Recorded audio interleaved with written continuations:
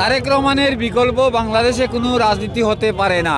আগামী দিন জনাব তারেক রহমান আমাদের প্রধানমন্ত্রী হবেন, এ দেশ পরিচালনা করবে বিএনপি ইনশাল্লাহ। সিলেট মৌলভীবাজার থেকে আইছি। আমি একজন কৃষক আর আমি দলকে ভালোবাসি। আমি দল করি আজকে 30 বছর থাকি। 17 বছর পরে মহান নেতা শহীদ রাষ্ট্রপতি জিয়াউর রহমানের ছেলে আসতেছে। এই ভালোবাসায় গতকালকে থেকে এখানে আজ পর্যন্ত অবস্থানে আছি। আগামীতে ইনশাল্লাহ আগামীকাল পর্যন্ত এখানে থাকবো ইনশাল্লাহ। আপনাদের জন্য হয়তো ব্যতিক্রম, আমরা হয়তো এই দান হচ্ছে আমাদের দলের লোগো এবং মার্কা প্রতীক। এই প্রতীককে সম্মান রেখে এবং এটা হচ্ছে আমাদের রিজেক্ট, এই রিজেক্টকে মাথায় নিয়ে সম্মান জানানোর জন্য জননেতা জনাব তারেক রহমানের একটাই নজর পড়ার জন্য, আমার উপরে দেখার জন্য, একটু নজর দেখার জন্য, সেই প্রত্যাশা রেখে আমি এখানে এসেছি। আনন্দর কোনো ভাষা নাই, যদিও আনন্দ আছে আবার বিনোদন দুঃখ আছে। কেন আমাদের নেত্রী হাসপাতালে, সেজন্য আমাদের আনন্দের পাশাপাশি আমাদের দুঃখ আছে। আমাদের নেত্রীর কখন কি হয়ে যায়, আল্লাহ যেন নেক হায়াত দান করে আমাদের নেত্রী, সেই আশা দেশবাসীর কাছে সবাই দোয়া করবেন আপনাদের মাধ্যমে। গণতন্ত্রের মা, 18 কোটি জনগণের মা, ওনারা যেন আল্লাহ সুস্থতা দান করে সেই আশা ব্যক্ত করছে। তারেক রহমানের বিকল্প বাংলাদেশে কোনো রাজনীতি হতে পারে না।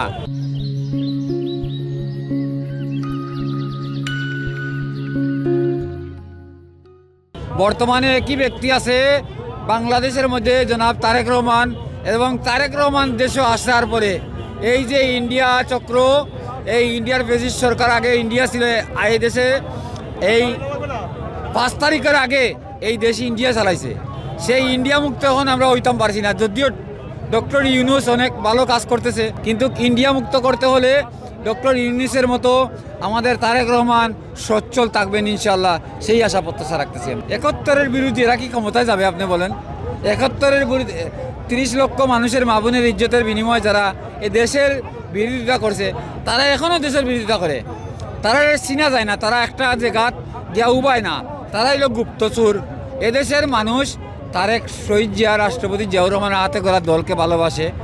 আগামী দিন জনাব তারেক রহমান আমাদের প্রধানমন্ত্রী হবেন ইনশাল্লাহ, এ দেশ পরিচালনা করবে বিএনপি ইনশাল্লাহ। বিএনপির আমলে তেলের লিটার ছিল 55 টাকা, আর এখন তেলের লিটার হচ্ছে আপনার 200 টাকা। তাহলে বুঝেন কারা দেশ চালায়? দেশ একমাত্র তারেক রহমানেই ভালোভাবে দেশ চালাতে পারবে, আর কেউ নাই। গ্রামে গঞ্জে শহরে মফস্বল এরিয়ায় একমাত্র বিএনপিকে চায়। এখন কোনো দল নাই, একমাত্র বিএনপি। আর জামাতে ফাঁকা জায়গার মাঝে ডিল মারতেছে, অন্ধকারে ডিল মারতেছে জামাত। সেই জামাতের কথা যদি আমরা কই, 71-এর রাজাকার ছিল এরা, এখনও এরা রাজাকারের মতোই ওনাদের বাসন। রাষ্ট্রপতি জিয়াউর রহমানের হাতে গড়া দল, এই বাংলাদেশ একমাত্র বিএনপির হাতেই সচ্ছল থাকবে, নিরাপদ থাকবে ইনশাআল্লাহ।